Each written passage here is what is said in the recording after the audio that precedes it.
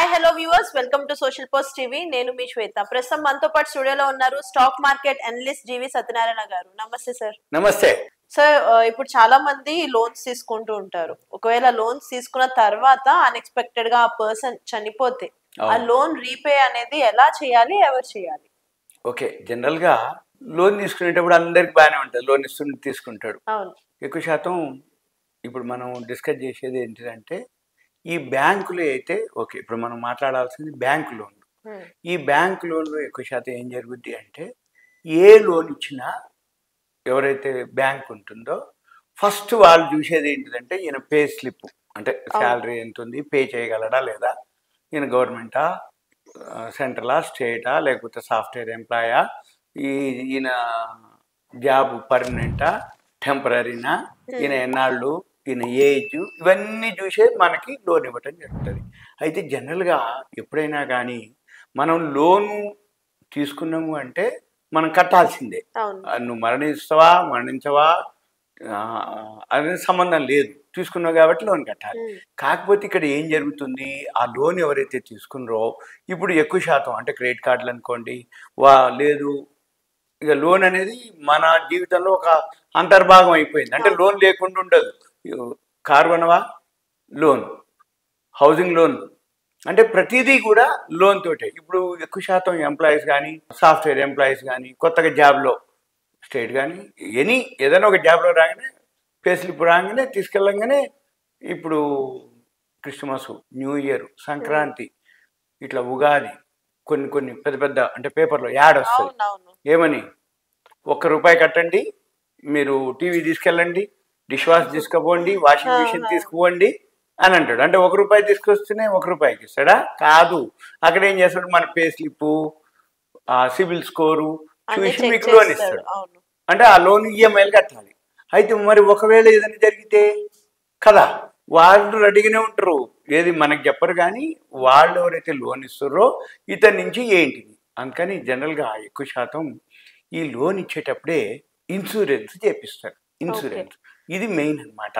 మనము చాలామందికి ఏముంటుందంటే అబ్బా ఇన్ని వేలు ఇన్సూరెన్స్కే పోతున్నాయి అని అనుకుంటారు. కాదు, నువ్వు 10,000 పెట్టి సెల్ ఫోన్ కొన్నావు, లేదు ఒక 25,000, 30,000, 40,000 పెట్టి ఒక పెద్ద టీవీనో, డిష్ వాషో, వాషింగ్ మిషనో, దాని అమౌంట్ని బట్టి నువ్వు తీసుకునే ఫీచర్స్ని బట్టి.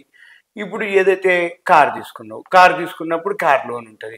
మరి కార్ లోను ఈఎంఐ కడతావు.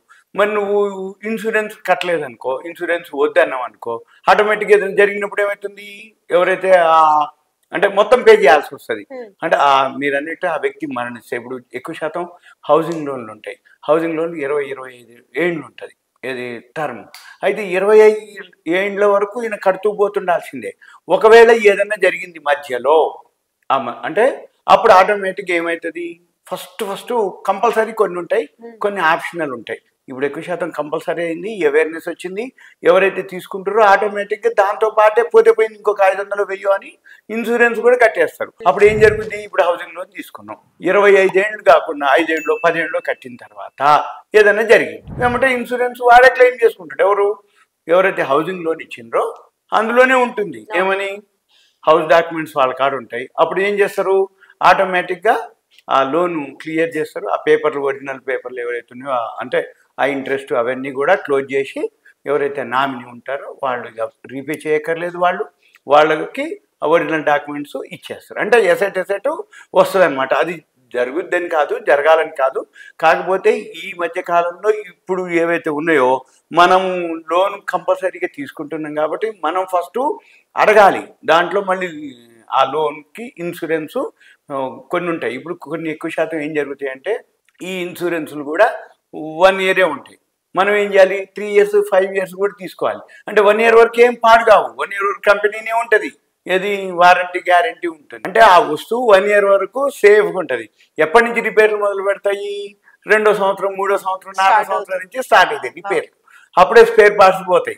అందుకని మనం ఏం చేయాలి, ఇన్సూరెన్స్ ఏదైతే ఉందో అది ఫస్ట్ తీసుకునేటప్పుడే 3 years 5 years కనుక తీసుకుంటే ఎప్పుడు ఏం జరిగినా స్పేర్ పార్ట్స్ అనుకోండి. చాలా మందికి ఏమనిపిస్తుంది అంటే అబ్బా దీనికే 3,000 కట్టాలనా, దీనికే 4,000 కట్టాలనా, అది ఎందుకు పాడవుతుంది, కొత్తదే కదా అని అనుకుంటారు.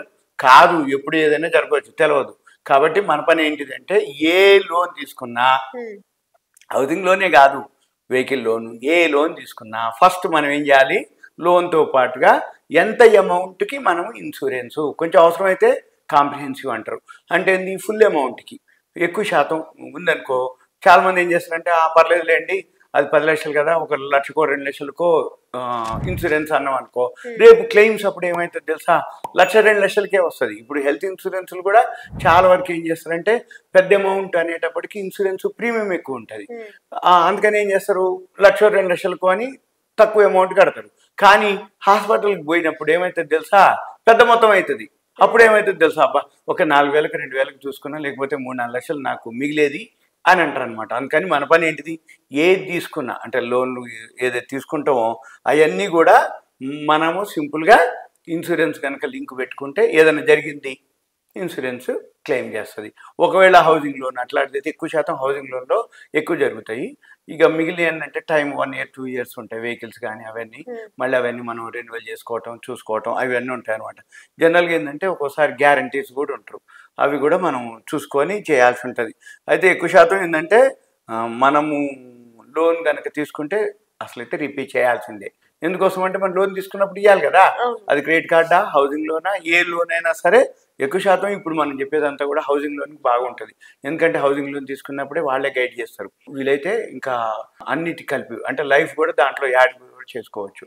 అంటే కొంచెం అమౌంట్ ఎక్కువ చేసుకొని కట్టుకుంటే ఉంటుంది అనమాట. ఎక్కువ శాతం ఏం జరుగుద్ది అంటే విల్లాలు లాంటివి కానీ, ఇప్పుడు అంటే విల్లాలని కాదు, ఫ్లాట్లని కాదు, ఏదైనా సరే హౌసింగ్ లోన్లకి బాగా అంటే ఆ ఇన్సూరెన్స్ అనేది ఎప్పుడైనా కానీ అంటే వారసులు చెల్లించాలి, వారసులో ఎవరైతే ఉంటారో వాళ్ళు చెల్లించాలి. కాబట్టి మనం లేకుండా ఇవి చేసుకోవాలన్నమాట అంతే. ఇప్పుడు కార్ లోన్ అనుకోండి, లేకపోతే ఇవన్నీ కూడా పర్సనల్ లోన్లు, క్రెడిట్ కార్డ్ లోన్లు, ఇవన్నిటికీ సింపుల్గా లేదు, ఏ లోన్ అన్నా తీసుకోయా ఫస్ట్ దాంతోపాటు ఇన్సూరెన్స్ నువ్వు గుర్తుపెట్టుకొని చేయించుకోగలిగితే ఏదైనా జరిగినా కానీ మన ఫ్యామిలీ వాళ్ళకి ఇబ్బంది ఉండదు. ఒకవేళ అంటే రీపే చేయటం మనిషి లేడు కానీ ఇంకా మళ్ళీ నా అప్పులు నేను తీర్చాలనా అని అనుకునే వాళ్ళు ఇదైతే ఓకే. ఇది సింపుల్గా ఏదైనా జరిగినప్పుడు లోన్ తీసుకున్న వ్యక్తి మరణిస్తే ఏంటిది అనేది. Okay, okay sir, thank you so much. Thank you.